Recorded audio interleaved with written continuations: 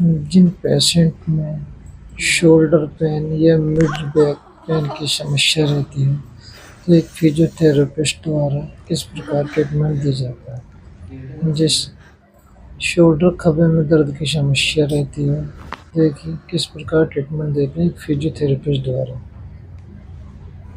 दोस्तों, ये expert physiotherapist का काम है जो कि इस तरह का ट्रीटमेंट देते हैं। दोस्तों, इसे घर पे ट्राई ना करने की कोशिश करें क्योंकि ये एक्सपर्ट ही कर सकते हैं।